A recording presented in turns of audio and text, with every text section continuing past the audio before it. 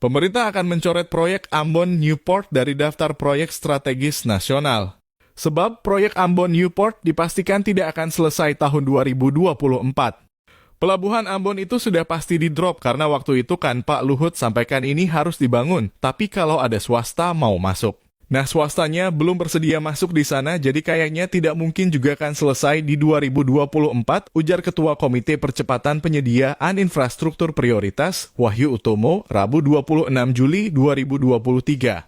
Menurut Wahyu, Kementerian Perhubungan sudah melakukan percepatan kajian. Dalam kajian ini ditemukan bahwa biaya atau kos dari proyek tersebut sangat besar. Selain itu, proyek ini juga memerlukan waktu yang cukup untuk pembangunannya. Saat ini dipastikan proyek yang sudah dipastikan akan dicoret adalah kereta cepat Jakarta-Surabaya dan Pelabuhan Ambon. Pihaknya sudah berkomunikasi dengan Kementerian Koordinator Bidang Perekonomian dalam membahas proyek yang bisa bertahan atau justru dicoret. Selanjutnya, Presiden Joko Widodo yang bakal mencoret proyek ini. Proyek lain yang bakal dicoret juga ada kereta cepat Jakarta-Surabaya. Kereta api Jakarta-Surabaya lah jelas. Itu kan gak bisa selesai pembiayaannya saja belum. Waktu itu memang teman-teman itu memasukkan supaya ada percepatan dalam kajian.